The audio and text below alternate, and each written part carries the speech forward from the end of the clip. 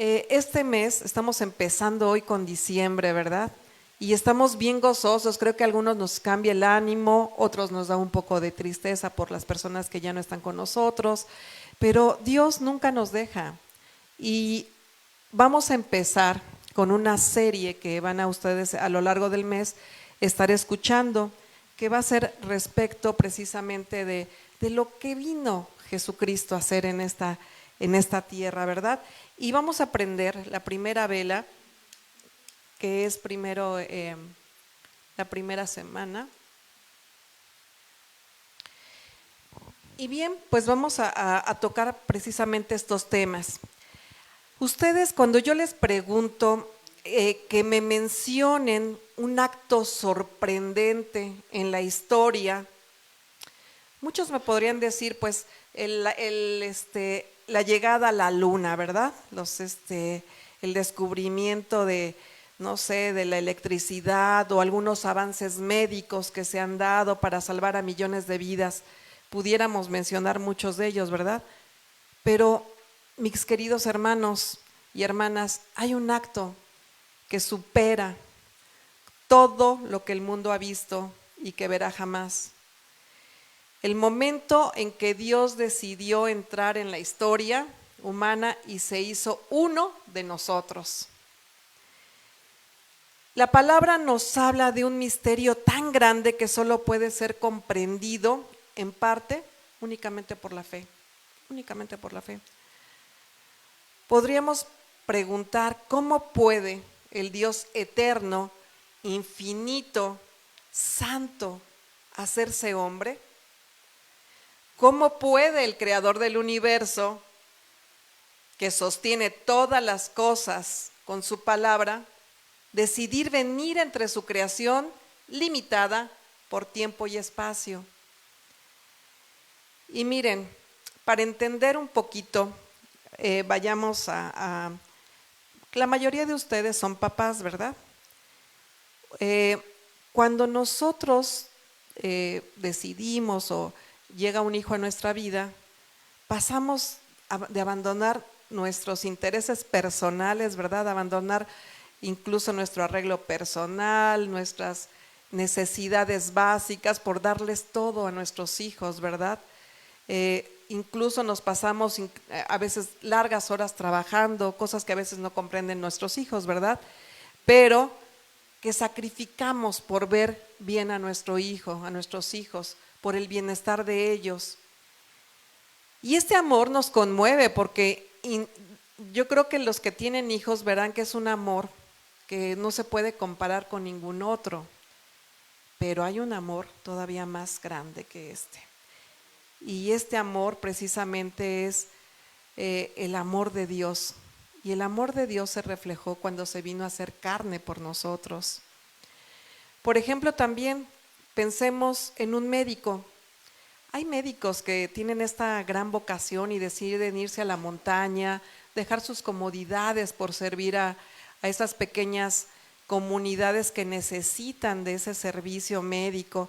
A veces pueden sentirse incómodos o extraños e incluso pueden sentirse rechazados, ¿verdad?, por esas personas a quienes se les trata de ayudar. Sin embargo, esto es apenas un destello de lo que hizo Jesús. Él dejó, fíjense bien, Él dejó la perfección del cielo, donde los ángeles le adoraban, para caminar entre nosotros ahora. Un pueblo lleno de pecado, de sufrimiento y que además lo rechazó. Pero el misterio no es solo que Dios se hizo hombre, es que lo hizo por amor. Él no fue obligado, no lo hizo por necesidad, sino porque quiso, mis amados, acercarse a cada uno de nosotros. Cuando no podíamos llegar a Él debido a nuestra condición pecaminosa, Él descendió entre nosotros. La palabra dice en Filipenses 2, versículos 6 y 7, el cual siendo en forma de Dios, no estimó el ser igual a Dios como cosa que aferrarse, sino que se despojó a sí mismo, tomando forma de siervo, hecho semejante a los hombres. Y esto, mis amados, debe de llevarnos a una reflexión profunda. ¿Quiénes somos nosotros para que Dios se humille de esta manera? Somos pecadores, personas que incluso nos alejamos de Él. Y sin embargo, en su inmenso amor, Él no solo vino a vivir entre nosotros, sino que también nos vino a rescatar. Cuando Juan dice que habitó entre nosotros, usa la palabra levantó su tienda o tabernaculizó. Y esto nos recuerda un poco en el Antiguo Testamento, cuando Dios habitó en el tabernáculo, en medio de Israel. Pero esta vez no era en una nube o en esa columna de fuego que lo vemos, ¿verdad? En el Antiguo Testamento. Era Dios mismo en carne y hueso, caminando, hablando, sanando y finalmente, mis amados, entregándose en la cruz por nosotros. Piensa esto, el Rey del universo nació en un pesebre humilde. El que creó los océanos tuvo sed. El que hizo el pan del cielo para alimentar a Israel tuvo hambre. Y el que sopló vida al ser humano sintió el dolor de la muerte en su propio cuerpo. Todo esto, mis amados, por amor a ti y a mí. Mis amados, yo creo que esto nos debe de confrontar con una verdad transformadora. Y quiero dejarles esto porque vamos a estar pasando estas fechas y no quiero que precisamente en este año que finaliza pensemos en una fecha en donde tengamos que hacer una cena. No, pensemos más allá, confrontémonos con la palabra. Dios no es un ser lejano ni indiferente, ni frío. Él es un ser cercano, dispuesto a caminar en nuestras vidas, a experimentar nuestro sufrimiento y a llevar sobre sus hombros la carga de nuestros pecados. Reflexionemos sobre el hecho de que Dios infinito te conoce, te ama y quiso habitar entre nosotros para salvarte.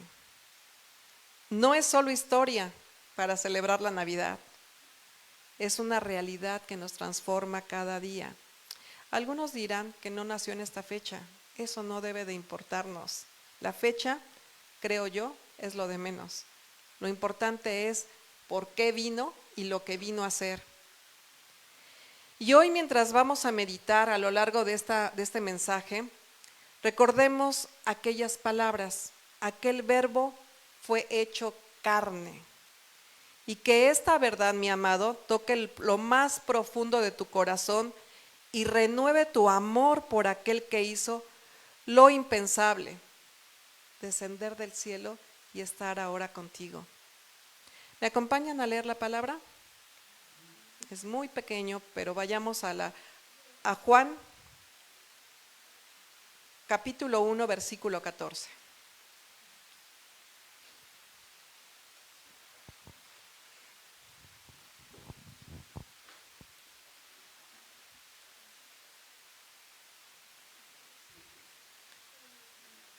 Vayamos a la palabra. Y dice así: y aquel verbo fue hecho carne y habitó entre nosotros, y vimos su gloria, gloria como del unigénito del Padre, lleno de gracia y de verdad. Acompáñenme a orar. Gracias, mi amado Señor. Bendito y alabado seas por siempre, Padre. Gracias, Señor, por darnos este nuevo día, esta nueva oportunidad de acercarnos a ti, mi Señor. Gracias, Padre, porque tú pusiste en el corazón de cada hermano que hoy está aquí, sentado, Señor, esperando escuchar de tu palabra. Señor, que este mensaje llegue como esa semilla, Señor, para germinar en los corazones de cada uno, Padre. Que no se vayan vacíos, sino por lo contrario, Padre, que eche fruto, Señor, y que sea una palabra que nos edifique. Utilízame, Señor, y que seas tú hablando a través de mí, en el nombre de nuestro Señor Jesucristo. Bien, pues como les decía, vamos a tener a lo largo de este mes una serie que hablará precisamente sobre estos acontecimientos que se generaron en el nacimiento de Jesús. Y el primer mensaje se llama La encarnación de Jesús. Y yo creo que hemos escuchado, lo comentaba con mi esposo, que es a veces un poco complicado lo que tanto hemos escuchado y que pareciera sencillo, pues vino Jesús, nació en un pesebre de una forma muy humilde, pero yo creo que va más allá, mis amados. ¿Qué es la encarnación de Jesús? Miren, el Evangelio de Juan comienza de una manera distinta. Tenemos 4 evangelios, ¿verdad? A ver, ustedes lo conocen. Mateo, Lucas, Marcos, Juan, ¿verdad? El Evangelio de Juan comienza de una manera distinta a los otros. Mateo y Lucas relatan el nacimiento de Jesús con detalles históricos y genealógicos, mientras que Marcos comienza directamente con el ministerio público de Cristo. Pero Juan, inspirado por el Espíritu Santo, nos lleva más allá de lo que los ojos humanos puedan ver, hasta los fundamentos eternos del propósito divino. Juan 1:1, no lo busquen, yo se los leo, dice: en el principio era el Verbo, y el Verbo era con Dios, y el Verbo era Dios. Miren qué importante es aquí, dice, en el principio era el Verbo. ¿Quién era el Verbo? Y el Verbo era con Dios, Jesucristo está con él.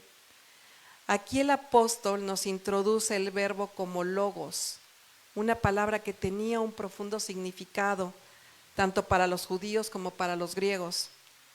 Para los judíos, el verbo evocaba la palabra creativa y reveladora de Dios, que trajo el universo la existencia, en Génesis 1:3, y que hablaba a través de los profetas. Para los griegos, el logos representaba el principio racional que gobernaba el cosmos. Y Juan toma esta palabra y revela que el logos no es un concepto abstracto, sino es una persona, y esa persona es Jesucristo. Cuando nosotros llegamos al capítulo 14, al cual ya le dimos lectura, Juan hace una declaración asombrosa que transforma toda nuestra comprensión de Dios. Y aquel verbo fue hecho carne y habitó entre nosotros. Esta afirmación sencilla en palabras, pero profunda en significado, nos lleva al centro del Evangelio. Dios, infinito y eterno, asumió la naturaleza humana y vivió entre nosotros. A esto, mis amados, les llamamos la encarnación. El misterio de Jesucristo es completamente Dios y completamente hombre. Mis amados, la encarnación no es un hecho teológico, sino una verdad que cambia vidas. A través de ella podemos entender quién es Dios, cómo se relaciona con nosotros y lo que significa el día de hoy para nosotros. Por eso es que este mensaje lo vamos a dividir en 3 puntos. El primero de ellos, la naturaleza divina y humana de Cristo. Y precisamente uno de los grandes misterios y fundamentos del cristianismo es que Jesucristo es verdadero Dios y verdadero hombre. Esta realidad está en el corazón de nuestra fe, ya que nos muestra quién es Jesús y cómo puede salvarnos. Vamos a explorar. Jesús es verdaderamente Dios. Algunos no entendían este concepto de ser verdaderamente Dios y verdaderamente hombre. Pero vayamos, ¿por qué es verdaderamente Dios? La palabra nos enseña claramente que Él no solamente fue un profeta o un maestro sabio. Él es el mismo Dios eterno que creó el universo. Y la palabra lo dice en Juan 1, capítulo 1, versículos 1 al 3. En el principio Él era el Verbo, y el Verbo era con Dios, y el Verbo era Dios. Este era en el principio con Dios, todas las cosas por Él fueron hechas, y sin Él nada de lo que ha sido hecho fue hecho. Aquí vemos que Jesús, llamado el Verbo o Logos en griego, existía desde el principio, no fue creado. El Eterno y Dios, Él es el mismo. Además participó activamente en la creación del universo. Él no era parte de la creación, Él fue testigo. Por ejemplo, vayamos a ver, un arquitecto cuando diseña y construye la casa, el arquitecto no es parte de la casa, Él es el quien la crea, ¿verdad? Jesús es el arquitecto divino. Él no es parte de la creación, sino que es su autor. Por otro lado, también vemos que recibe adoración como Dios. En varios pasajes de nuestra Biblia, Jesús es adorado, algo que solamente se debe a Dios, ¿verdad? Por ejemplo, si vamos a la palabra en Juan 20:28, cuando Tomás ve a Jesús resucitado, exclama: Señor mío, Dios mío. Jesús no lo corrige, sino que acepta esa adoración. Esto nos muestra que Jesús no es solo un hombre especial, sino que es digno de la misma adoración que el Padre. También Jesús tiene atributos divinos y no los voy a mencionar todos, solamente voy a mencionar algunos cuantos. Es eterno. Jesús declaró en Juan 8:58, antes que Abraham fuese, yo soy. Esta frase de yo soy, si ustedes lo recuerdan, también ya se lo había dicho a Moisés en Éxodo. Si vamos a Éxodo, él le dice, yo soy el que soy, ¿verdad? También tiene él poder sobre la naturaleza. Jesús tenía poder sobre la naturaleza. Jesús calmaba la tormenta. Lo vemos a lo largo del Nuevo Testamento, cómo calmaba la tormenta, con solo dirigirse y decir, quieto, ¿verdad? Solo Dios tiene la autoridad sobre la creación y ahí vemos su naturaleza divina. También tiene una autoridad, mis amados, para perdonar pecados. Y aquí yo recuerdo, si ustedes van a su palabra, yo creo que ya están a punto de concluir su lectura, vemos cuando perdona los pecados del paralítico, ¿verdad? Y los líderes religiosos se escandalizan porque esto solamente lo hacía Dios, ¿verdad? Solamente Dios podía tener el poder de perdonar pecados, pues Jesús también lo perdonaba. Jesús también es verdaderamente hombre, ya vimos la parte divina, pero también Jesús es verdaderamente hombre. Así como Jesús es Dios, también es completamente humano. Él, mis amados, asumió su naturaleza para vivir entre nosotros, experimentar en nuestras luchas y salvarnos. Jesús nació como hombre. Nos dice que nació a través de María, que dio a luz a Jesús y lo durmió, ¿verdad? Lo acostó en un pesebre. Esto no fue un nacimiento celestial, sino un nacimiento humano. Jesús tuvo una madre terrenal, experimentó el proceso de crecimiento y vivió igual como tú y como yo, con un crecimiento como cualquier otro ser humano. Yo me imagino que también se enfermaba, le daba gripe, su mamá lo cuidaba, ¿verdad? Podemos nosotros entender, por ejemplo, cuando un líder un líder de la iglesia, un líder, quiere entender los problemas de su comunidad. En lugar de observar de lejos, decide ir a habitar entre ustedes. Me voy a ir a vivir a la casa de Steffi y de Rafa para ver cómo viven, para ver cómo emprenden sus luchas, cómo estar en sus zapatos, caminar como ellos. Jesús hizo algo mucho mayor, hermanos. Dejó el cielo para vivir como nosotros, para caminar cada uno en los zapatos de cada uno de nosotros. Él también experimentó emociones. Las que hemos estado en el grupo de mujeres, yo les he hablado mucho de esto, que él también tuvo emociones como nosotros. Él lloró, Jesús lloró. Y si ustedes lo recuerdan, ocurrió cuando su amigo Lázaro murió. Él sabía que lo podía resucitar, pero Él no estuvo insensible a su muerte. Él sentía dolor, sentía tristeza y compasión por otros.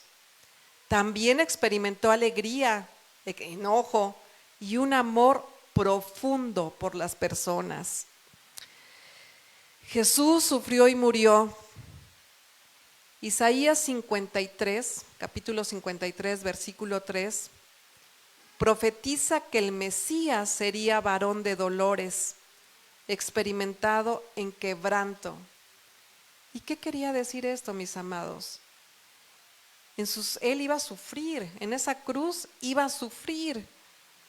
En su humanidad Jesús sufrió hambre, sufrió cansancio y finalmente la muerte en la cruz. Jesús como hombre no solamente sufrió por nosotros, tomó sobre sí, imagínense, yo cada vez que recuerdo esto, tomó sobre sí todo el peso de nuestros pecados para que pudiéramos recibir perdón y ser reconciliados con Dios. Por su sacrificio, la barrera del pecado fue derribada y ahora podemos tener una relación cercana al Padre. Gracias a que Jesús tomó nuestro pecado, ya no estamos bajo el yugo de la condenación. Somos libres de culpa y la esclavitud del pecado, tal y como lo cantaron en el cántico de libertad, creo que fue el viernes, ¿verdad? Jesús fue tentado también, mis amados, pero no pecó. La palabra dice, porque no tenemos un sumo sacerdote que no pueda compadecerse de nuestras debilidades, sino uno que fue tentado en todo según nuestra semejanza, pero sin pecado. Y esto significa que Jesús enfrentó las mismas pruebas y tentaciones que nosotros. Pero saben, a diferencia, Él nunca pecó. Como hombre, Él nos comprende. Como Dios, Él nos da la fuerza para vencer el pecado. Mis amados, ¿cuál es la importancia de esta doble naturaleza? Sabemos que fue divino, sabemos que fue humano, pero ¿cuál es la importancia? ¿Por qué es esencial que Jesús sea a la vez Dios y a la vez hombre? Para salvarnos, Jesús necesitaba ser como nosotros. Solo alguien completamente humano podía vivir una vida perfecta en obediencia a Dios y morir en nuestro lugar. Romanos 5:19 dice, porque así por la desobediencia de un hombre, Adán, los muchos fueron constituidos pecadores. Así también, por la obediencia de uno, Jesús, los muchos serán constituidos justos. Solo como Dios podía vencer el pecado y a la muerte. Ningún ser humano podría haber cargado con el pecado del mundo entero, ni vencer a la muerte. Solo alguien infinito como Dios podía hacerlo. Mas gracias sean dadas a Dios que nos da la victoria por medio de nuestro Señor Jesucristo. No escucho amén. Están atentos, ¿verdad? No se me están durmiendo, porque todavía va para largo. Miren, amados, Él es nuestro mediador perfecto. Jesús es nuestro mediador perfecto y lo dice en su palabra, en Timoteo 2:5. Vayan a buscarla, porque a lo mejor eso necesitamos poner un poquito en práctica nuestros dedos.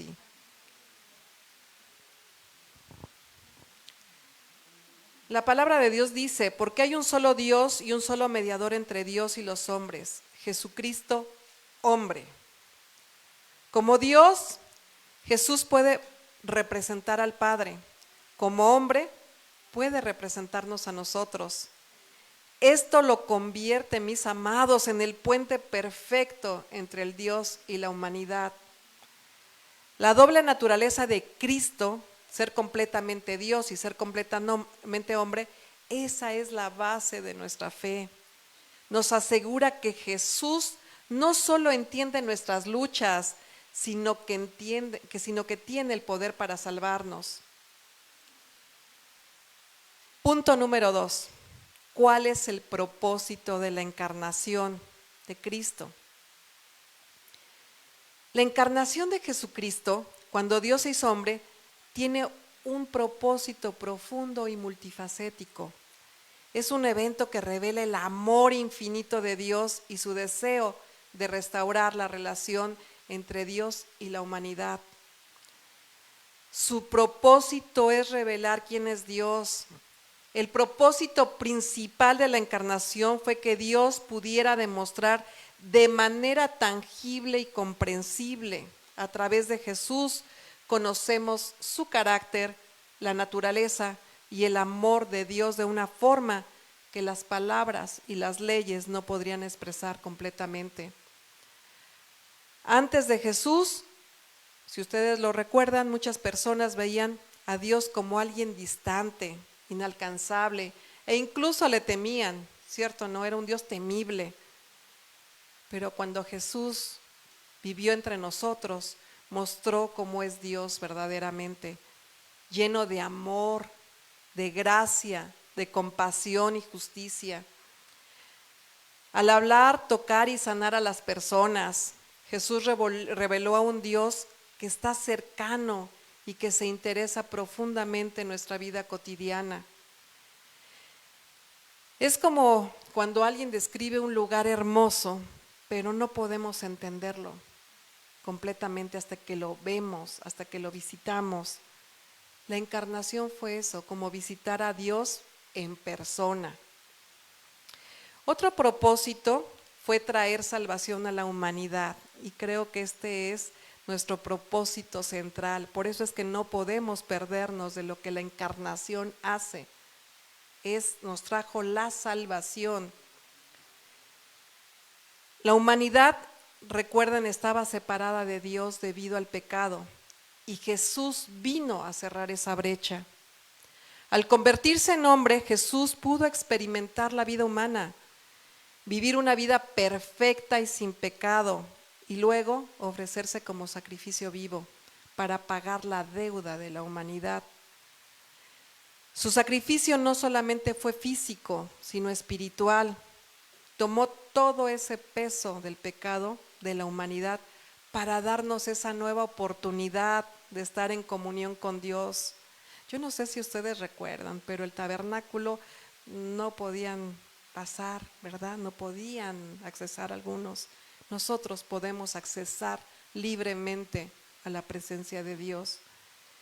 Es como si estuviéramos atrapados en una gran deuda. Yo no sé si ustedes habrán pasado, nada más yo, que no podemos pagarle a alguien. Y llega alguien y te dice completamente: tu deuda está pagada, estás liberado de esa deuda. Jesús hizo lo mismo. Jesús nos dio esa libertad. Jesús asumió esa deuda en nuestro lugar. Otro propósito de la encarnación es restaurar nuestra relación con Dios. La encarnación tuvo un propósito no solamente de salvarnos, sino también de restaurar esa relación rota. Desde el principio, Dios deseó tener comunión con la humanidad, pero ¿qué pasó? El pecado rompió esa conexión. Jesús vino a reparar esa comunión. Dios no solamente está interesado en salvarnos del castigo, sino en tener una relación personal con cada uno de nosotros. Al hacerse hombre, Jesús mostró que Dios no era distante ni indiferente, sino cercano, accesible y lleno de amor. La encarnación nos invita a vivir una intimidad con Él.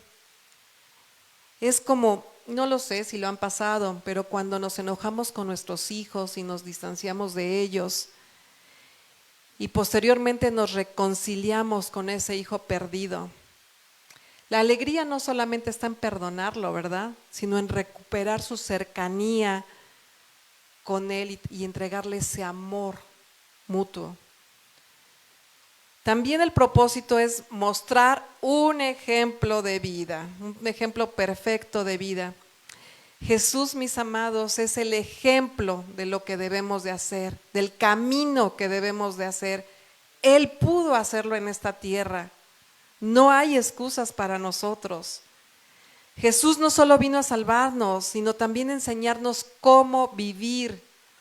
Su vida terrenal fue un ejemplo de obediencia, de humildad, de amor, de servicio. Él mostró cómo podemos vivir de acuerdo con la voluntad de Dios en medio de esas pruebas que vivimos y en medio de las dificultades humanas. Jesús no solamente predicó con palabras, sino que vivió lo que enseñaba.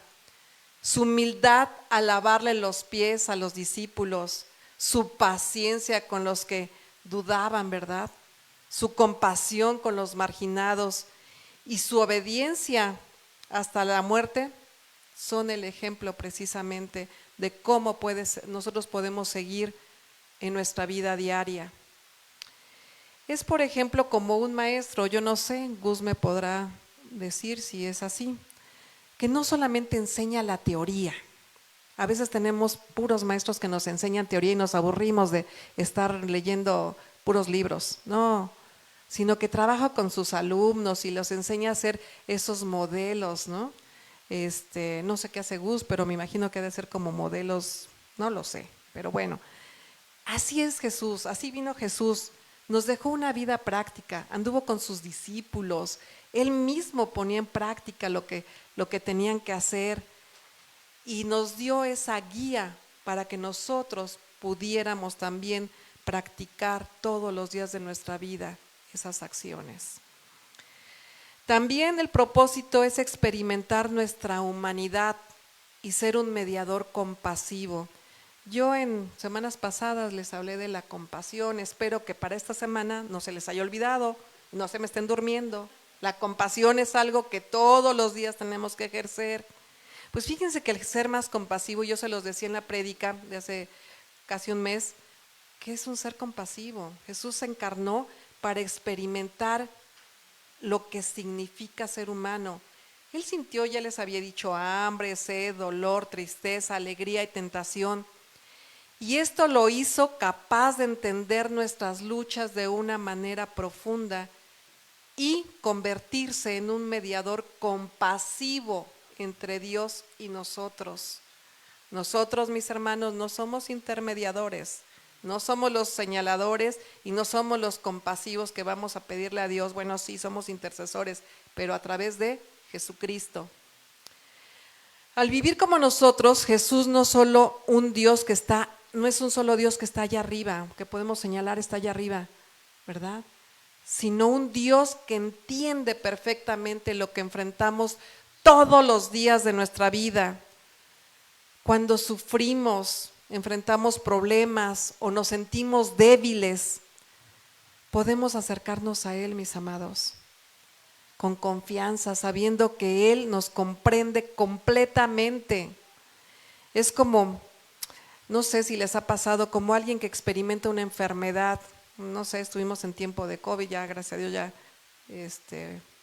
no hay, pero cuando se acerca alguien y nos dice, yo tengo las mismas dolencias, me duelen las articulaciones y me duele también la cabeza y el hombro derecho de aquí arriba, ¿no?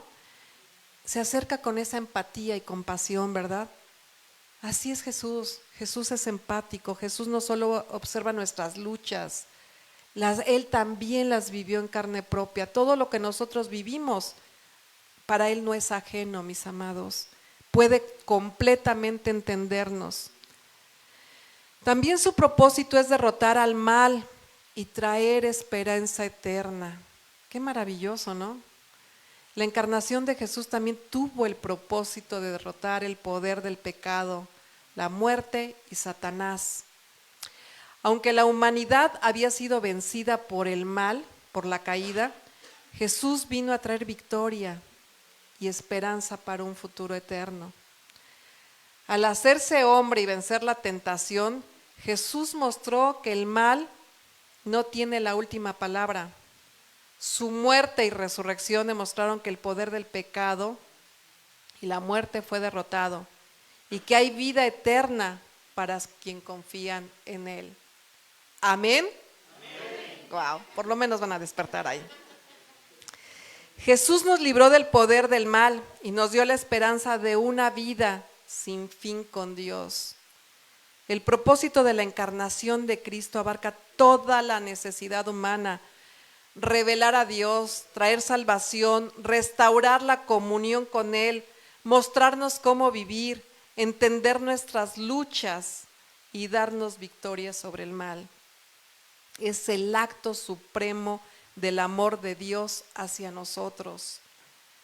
A través de la encarnación entendemos que Dios no es distante ni indiferente. Él vino a estar con nosotros, a vivir entre nosotros y a dar su vida por nosotros. Hoy esta verdad nos invita a reflexionar lo siguiente: ¿estamos viviendo en la luz de ese propósito? ¿Hemos aceptado el regalo de su encarnación en nuestras vidas? Y eso reflexionémoslo durante todo momento. Un propósito, no. Vamos a la gloria, a la otra parte del versículo de Juan 1:14, que dice: la gloria de la encarnación revelada en gracia y verdad. Miren, mucho hemos hablado de que vivimos en el tiempo de gracia y luego abusamos de esa gracia, ¿verdad? No, pues estamos en gracia. No, no es así, mis amados. Este versículo, que ya lo leímos, destaca dos elementos esenciales de la gloria de la encarnación: gracia y verdad. A través de estos dos aspectos podemos comprender de una manera profunda el impacto de la venida de Jesús a la tierra y ese impacto que tiene en nuestras vidas. La gracia en la encarnación es uno de los pilares fundamentales del Evangelio, y su manifestación más completa y tangible se encuentra precisamente en la encarnación de Cristo. La gracia se refiere al favor inmerecido, el regalo divino que Dios da a la humanidad sin que ésta lo haya ganado o merecido de ninguna forma. Nosotros no nos merecíamos todo esto, mis amados. Por obras no lo íbamos a obtener. Es un favor inmerecido de Dios. La encarnación de Cristo es el acto supremo de la gracia de Dios. Jesús no vino al mundo porque lo mereciéramos, sino porque Dios es rico en misericordia y amor. En lugar de permanecer en la gloria celestial, rodeado de la adoración de los ángeles, como ya se los había dicho, Jesús decidió descender a la tierra y tomar esa forma humana, experimentando nuestras debilidades, tentaciones y sufrimientos. Él vino para ofrecer una salvación que no se puede ganar, sino solamente se puede recibir. Y ustedes conocerán, yo no sé, ojalá pudieran decírmelo. A ver, vayan a su palabra, a Juan 3:16, y vamos a leerlo todos juntos para que evitemos ese sueño. Juan capítulo 3, versículo 16. Muy bien. Ahora sí, 1, 2, 3. Porque de tal manera amó Dios al mundo que ha dado a su Hijo unigénito, para que todo aquel que en Él cree no se pierda, sino tenga una vida eterna. Amén, ¿verdad? Este versículo muestra cómo la gracia se extiende a todos, no por obras o méritos, sino porque Dios en su amor nos da el regalo de la vida eterna a través de la venida de su Hijo.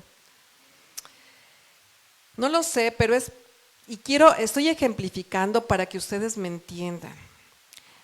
Es como un padre que, a pesar de los errores de nuestros hijos, deciden darles un regalo, ¿verdad? Un regalo de gran valor. No porque lo merezca, porque a lo mejor el hijo ni siquiera lo está pidiendo, ¿verdad? Sino porque lo ama profundamente y le quiere dar ese regalo. Así Dios, a través de Jesús, nos ofrece la gracia de la salvación, aunque nosotros no la merezcamos. La gracia también se muestra en la cercanía de Jesús.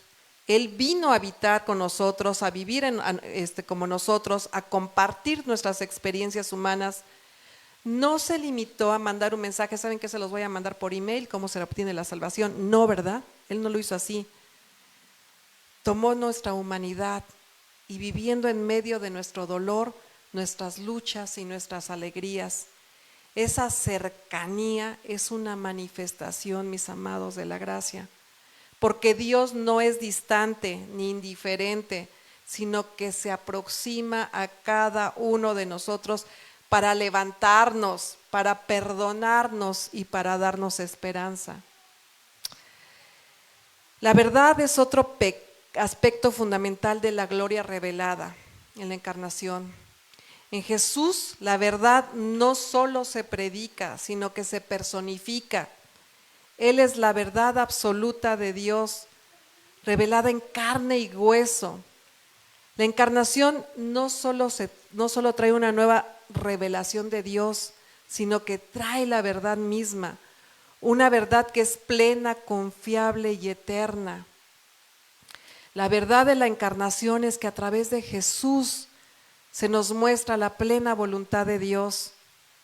Jesús es la verdad que revela qué es Dios, cómo es su carácter y cuál es su plan para la humanidad. En un mundo lleno de confusiones, de mentiras, Jesús, mis amados, es quien ilumina la oscuridad, mostrando la verdadera forma en la que debemos de vivir y la verdad sobre nuestra relación con Dios. Juan 14:6 dice, nuevamente, vayamos.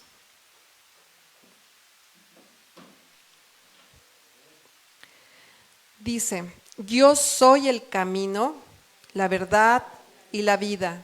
Nadie viene al Padre sino por mí. Vemos cómo este versículo subraya que Jesús no solo habla de la verdad, sino que Él mismo es la verdad. No hay otro camino hacia Dios, ni otra forma de conocer la realidad divina más que a través de Él. La encarnación nos trae la verdad revelada en una persona, y esta verdad es absoluta y eterna. Por ejemplo, es como si estuvieras en el bosque perdido. A mis nietos les da mucho miedo el bosque, ¿verdad? Piensan que hay lobos y no sé qué tanto.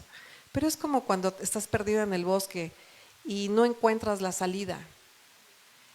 Y alguien viene a guiarte y con una linterna a guiarte para llevarte por el camino correcto. Sin esa guía estarías atrapado en confusión, ¿cierto? Pero con esta guía la dirección es clara. Sabes que hay otro camino que te llevará a tu destino final. Mis amados, Jesús es esa guía, esa verdad que nos orienta hacia la salvación. La gracia y la verdad se encuentran en Cristo, mis amados. El versículo base dice que lleno de gracia y de verdad. Y esto no significa que Jesús es solo un ejemplo de gracia y un transmisor de verdad, sino que Él es la perfecta fusión de ambas cualidades. A través de su vida, su enseñanza, su sacrificio y su resurrección, vemos cómo la gracia y la verdad se encuentran en armonía perfecta. La gracia y la verdad se complementan. Muchas gracias. Gracias. La gracia y la verdad se complementan. Si solo tuviéramos la verdad sin gracia, estaríamos condenados, porque la verdad sobre nuestro pecado nos mostraría que no hay esperanza para nosotros. Pero al mismo tiempo, si solo tuviéramos la gracia sin verdad, la salvación sería vacía, porque no sabríamos de qué estamos siendo salvos. Es un poco confuso, ¿verdad? Ahorita les voy a poner un ejemplo. La gracia de Dios ofrece perdón, pero la verdad ofrece la necesidad de ese perdón. Por ejemplo, cuando alguien es culpable por un crimen grave, si el juez solo actúa con gracia, podría perdonar al culpable sin consecuencias. Pero si solo actúa con verdad, esa sentencia sería severa, sin posibilidad de perdón. Sin embargo, si ese juez, en lugar de condenar, paga la pena de ese hombre culpable, demuestra tanto la verdad del crimen como la gracia del perdón. Así es lo que Jesús hizo por nosotros, mis amados. La gracia cubre nuestra culpa, pero la verdad de nuestra necesidad de salvación es muy clara. Amén. La gloria de la encarnación se manifiesta a través de gracia y verdad. En Jesús encontramos la perfecta combinación de ambas cualidades.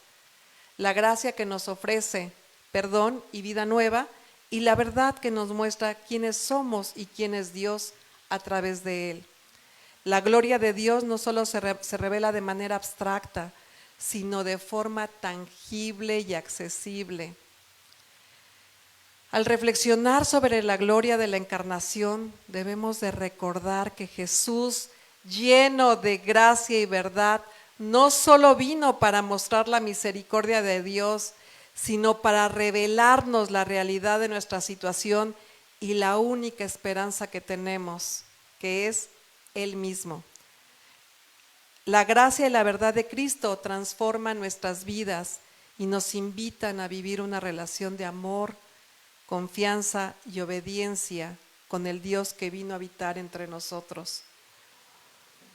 Mis amados, al nacer Jesús como un niño en Belén, Jesús no vino solo a ser nuestro Salvador, sino también para mostrarnos cómo es Dios, cómo debe de vivir el ser humano y cómo podemos restaurar nuestra relación con el Creador.